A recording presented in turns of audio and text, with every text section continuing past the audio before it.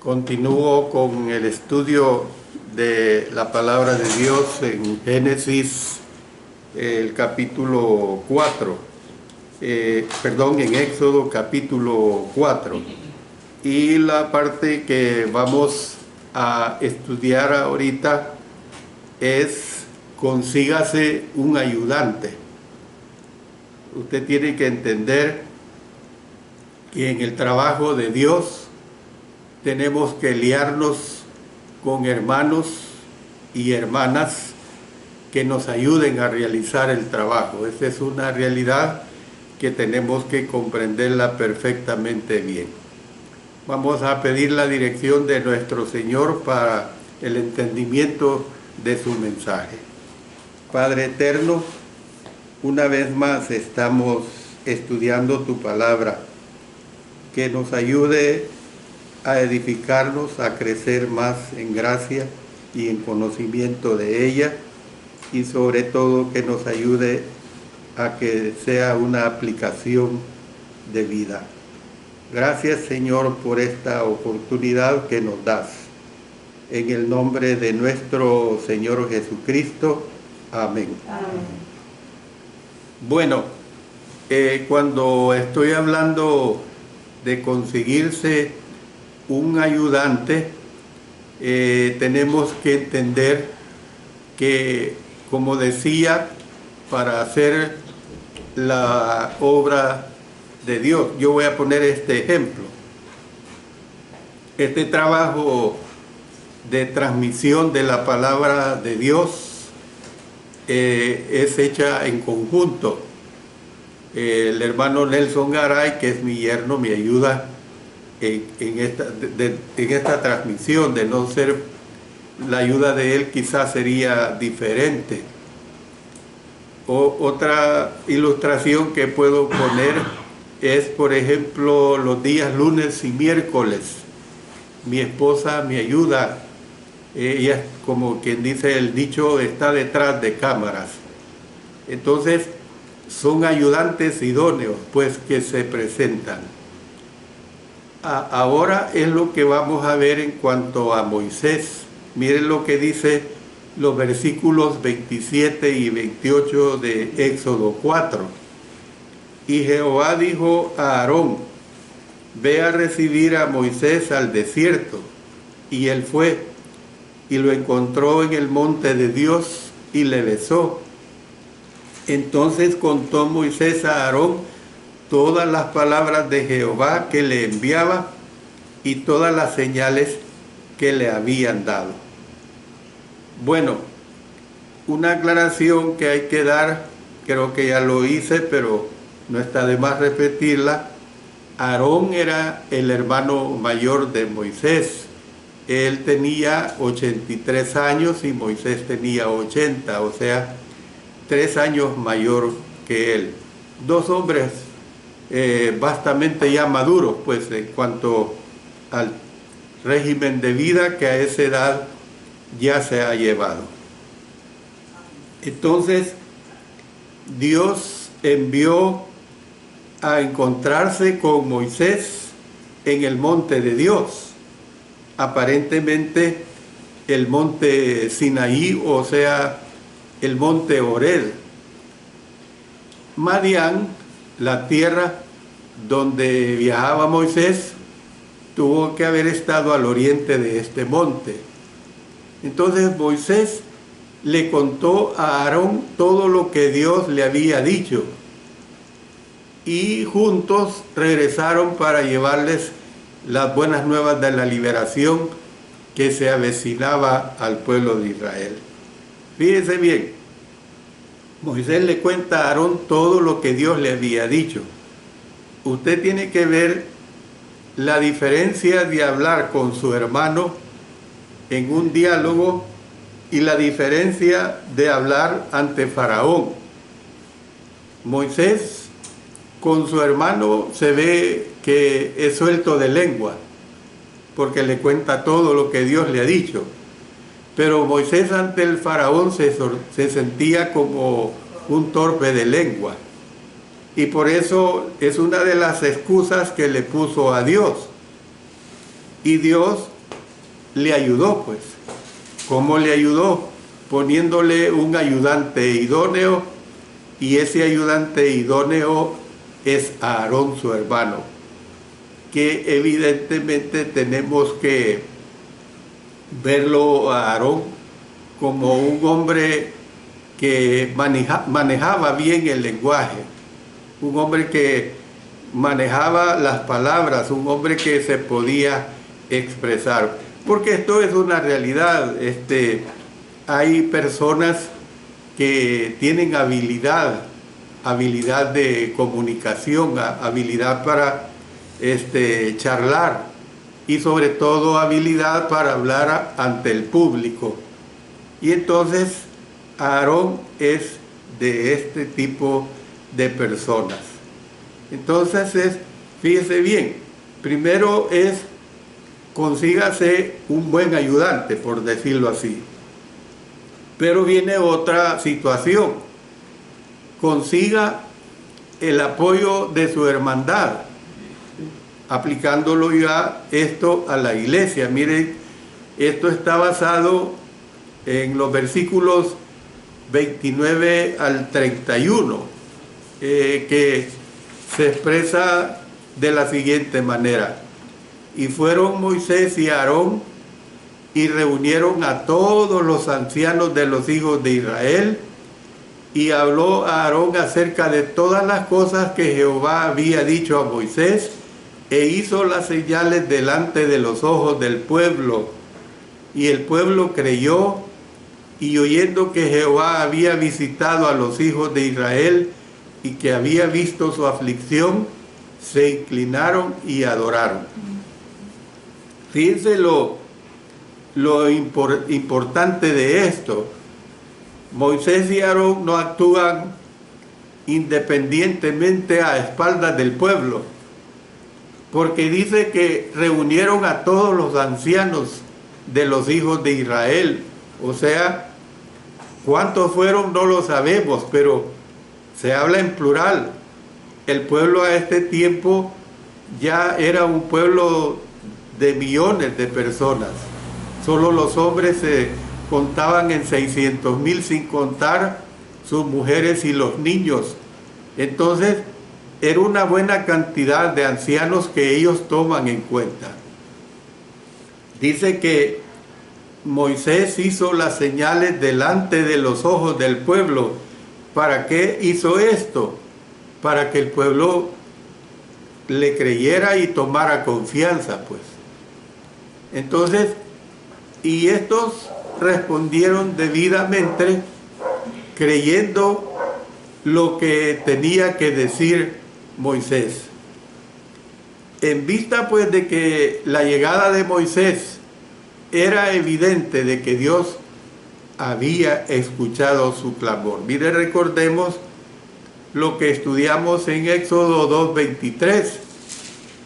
Aconteció que después de muchos días murió el rey de Egipto, y los hijos de Israel gemían a causa de la servidumbre, y clamaron, y subió a Dios el clamor de ellos con motivo de su servidumbre. Y dice que en el verso 31, mire, y el pueblo creyó, y oyendo que Jehová había visitado a los hijos de Israel y que habían visto su aflicción, se inclinaron y adoraron. Es decir, para que el pueblo crea, se les presentaron bases convincentes. Y esta es la realidad. Esta es la realidad de la historia de los pueblos, de la humanidad, pues. Que para que crea en algo, para que crea en un programa que va a ser de ayuda, tiene que presentárseles argumentos convincentes. Fíjese bien que la creencia del pueblo en este tiempo estaba basada en la fe nada más, porque la situación de la liberación era nada más, por decirlo hasta este momento, cuestión de teoría, no era una realidad. se iba a dar, pero la base fue que ellos creyeran. El capítulo 4 de Éxodo, por lo tanto, concluye con una nota positiva. Dios había escuchado el clamor de su pueblo, conocía sus aflicciones y había enviado a un libertador que hacía milagros, porque Dios le había dicho los milagros que tenía que realizar. Entonces el pueblo de Israel tenía grandes esperanzas. Desafortunadamente sus esperanzas no se cumplirían rápidamente, porque como lo vamos a ver, esta liberación toma su tiempo. Además de su tiempo, es un proceso. Luego veremos cómo es que el pueblo anduvo errante por 40 años en el desierto. En conclusión de este estudio, quiero decir lo siguiente. Si usted está perdido fuera de Cristo, hablando de nosotros los cristianos, y ha estado pensando en darle su vida a Jesús, pero no logra concretar la acción, es decir, si tiene dudas, usted no está solo. ¿Por qué le digo esto? Mire el caso de Moisés. Moisés, el gran dador de la ley, tuvo algunas dudas, pero esas dudas, con la gran ayuda de Dios, evidentemente que fueron disipadas. Y claro, otra vez les digo que esto fue un proceso en la vida misma de Moisés. Él tenía que ir actuando en una forma gradual, en una forma pues de paso por paso. ¿Ve? Moisés le dijo sí a Dios. Esa es la realidad. Aceptó una de las más grandes misiones que jamás se le haya encomendado a ser humano alguno. Porque usted tiene que entender, de ponerse en los zapatos de Moisés, tiene que entender que lo que Dios le estaba poniendo en sus hombros, pues, en su mente, en su corazón y en la práctica, era esa liberación del pueblo judío que tenía que enfrentarse precisamente al faraón. Cumplió su misión por el poder de Dios. ¿Y qué es lo que vemos en esto, hermanos y hermanas? Que hemos sido llamados a través del Evangelio para llegar a ser cristianos. Esta es la realidad. Nosotros somos llamados precisamente a través del Evangelio. Y yo le digo, no responderá al llamado como cristiano que somos.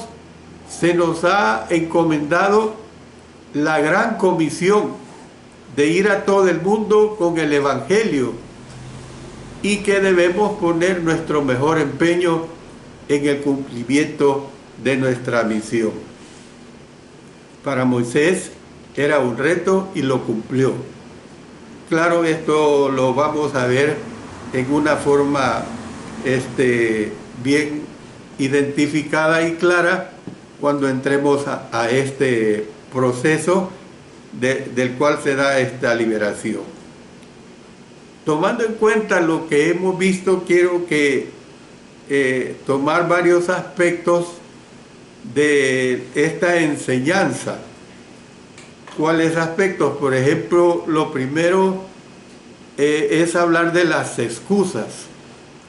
Las preguntas que Moisés le hizo a Dios podrían usarse como introducción en nuestra vida. La lección puede ir desde sus excusas hasta las ofrecidas por los mensajes que la Biblia nos da. El caso de Adán, el caso de Aarón, el caso de Saúl, los invitados a la gran cena. Mire este ejemplo que tenemos en el Nuevo Testamento, en el Evangelio de Lucas.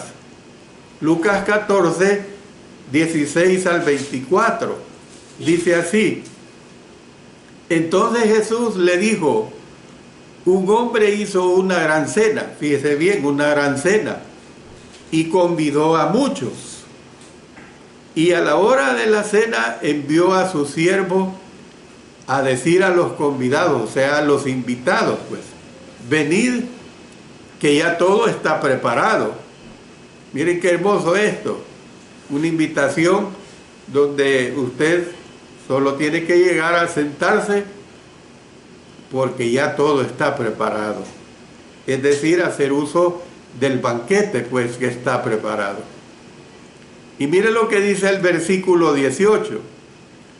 Y todos a una comenzaron a excusarse. El primero dijo, he comprado una hacienda y necesito ir a verla. Te ruego que me excuses. Claro, una hacienda, usted imagínese la cantidad de tierra que había comprado.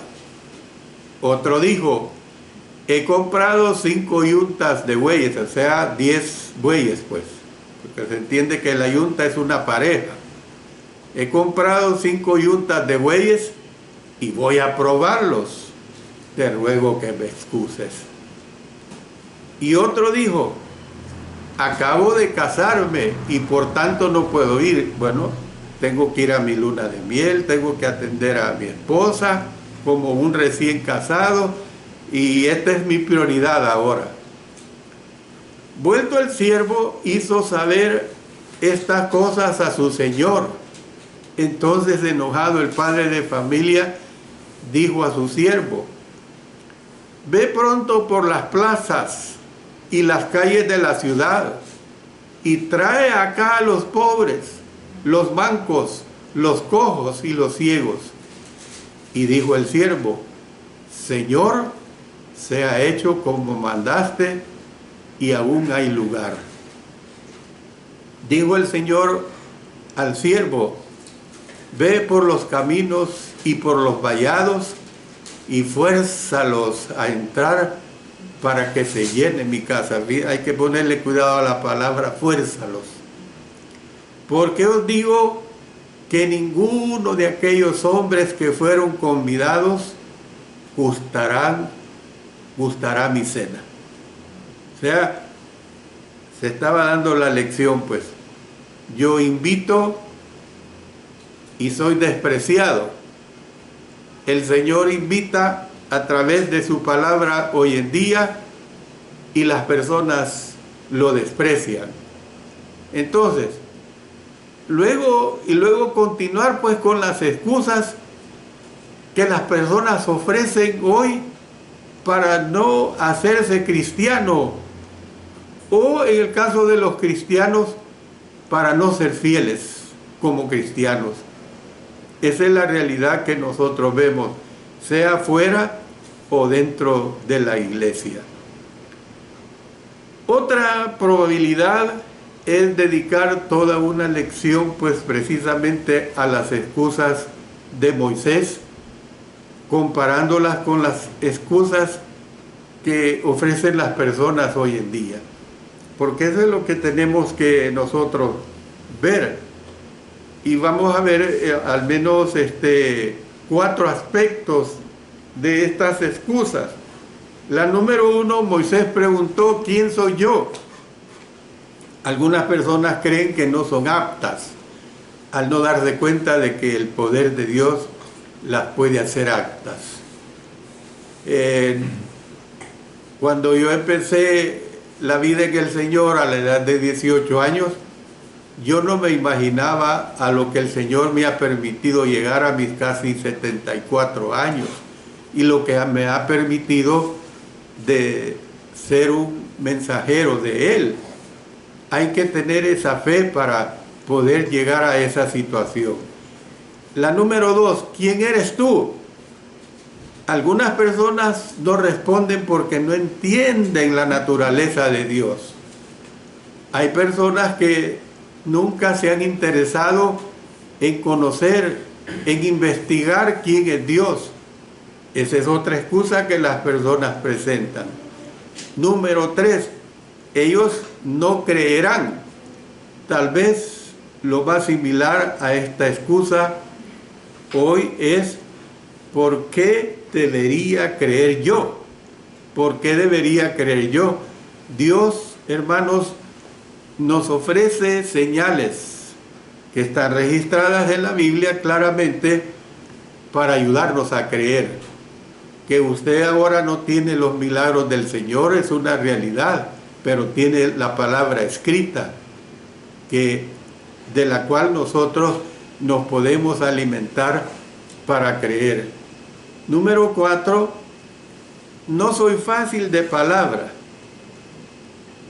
El síndrome de las personas del no puedo le impide a muchos hacerse cristianos o alcanzar su potencial como cristianos. Y esa es la realidad. Número 5, envía a alguien más. Entonces, ¿qué es lo que vemos? Que el fondo del asunto es que las personas no desean contestar el llamado de Dios. Necesitan pues aprender que nadie más puede hacer por ellas lo que Dios desea que hagan. Cada persona puede desarrollar lo que Dios quiere que desarrolle siempre y cuando domine su mente y domine su corazón para hacer esta realidad. Pero entremos a otro punto muy importante, y es cuando le respondemos a Dios con impertinencia, que es precisamente la impertinencia que Dios nos presenta acá. Es decir, qué es lo que nosotros podemos ver en esta forma. La impertinencia es el que molesta con sus exigencias. El impertinente es el irrespetuoso. Entonces, es correcto responderle a Dios de una manera impertinente, o sea, de una manera exigente, de una manera irrespetuosa, o debatir con Él. Podemos tratar de convencerle de echarse atrás de lo que son los planes a hacer. Bueno, Moisés lo hizo y Dios fue paciente con él, porque Moisés presenta al menos 5 excusas y Dios nunca lo vio como una situación que, bueno, a este tengo que hacerlo a un lado. Ahí tenemos el caso de Job. Job lo hizo y Dios fue paciente también con él. Tal vez nos cuidamos demasiado de expresar los verdaderos sentimientos de nuestros corazones cuando vamos a Dios en oración. Puede que necesitemos hablarle a Dios más abierta y osadamente como lo hizo Moisés.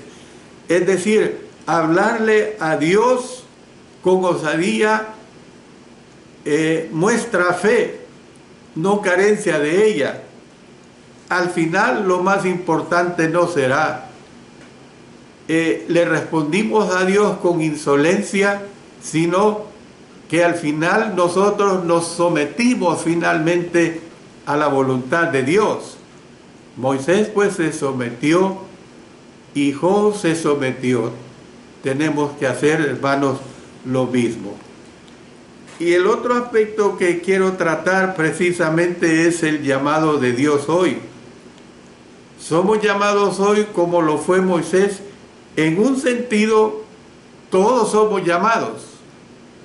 El llamado de Dios ha sido presentado a toda persona por medio de Jesucristo a través del Evangelio. Mire lo que dice en 2 Tesalonicenses 2:14, a lo cual los llamó mediante nuestro Evangelio para alcanzar la gloria de nuestro Señor Jesucristo.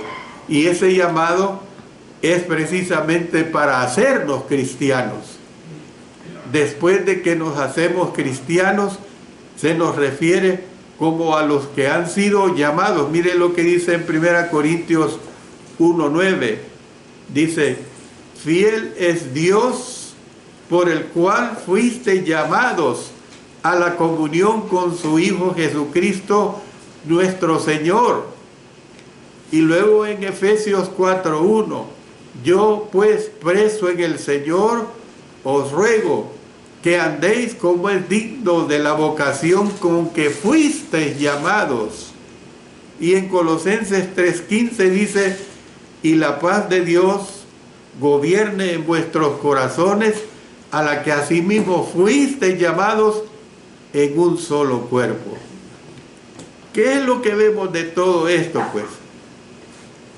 En otro sentido, cada uno de nosotros es llamado providencialmente a servir de una manera en especial en la iglesia, usando dones específicos que hemos recibido.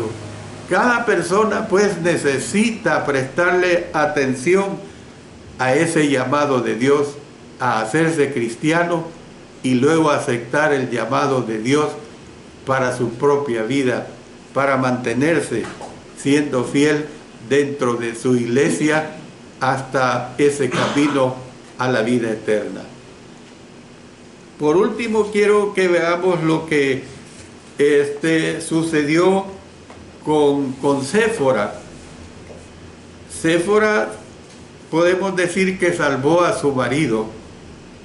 Así como Séfora salvó la vida de su marido Moisés, las mujeres hoy pueden salvar la vida de sus maridos.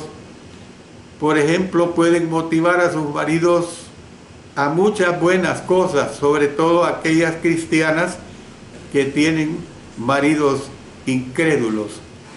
Más importante aún, pueden salvar las vidas de sus maridos de una manera espiritual, comportándose de una manera piadosa delante de ellas. Y esa enseñanza está bien clara por el apóstol Pedro en el capítulo 3, dice los versículos 1 en adelante. Asimismo, vosotras, mujeres, estad sujetas a vuestros maridos, para que también los que no creen a la palabra sean ganados sin palabra por la conducta de sus esposas. Este es el mensaje que quería presentarles en cuanto a la palabra de nuestro Dios. Nosotros, hermanos y hermanas, aprendemos mucho de la vida de Moisés, a pesar de sus debilidades, a pesar de cómo él se condujo en esas excusas que él presentó. Moisés, con la gran ayuda de Dios, las venció. Y eso es lo que nosotros tenemos que ayudarnos los unos a los otros a ser personas que vencen los obstáculos que se puedan presentar en nuestra vida dedicada a nuestro Señor. Que Dios bendiga su bendita palabra y que Dios siempre nos bendiga a cada uno de nosotros en ese camino que nos lleva al cielo. Oremos. Padre Celestial, una vez más te estamos agradeciendo infinitamente por la gran ayuda que tú nos das. Permite que siempre seamos personas que hacemos a un lado cualquier obstáculo que se nos presente para hacer tu sagrada voluntad. Lo hacemos todo en el poderoso nombre de nuestro Señor Jesucristo. Amén. Amén.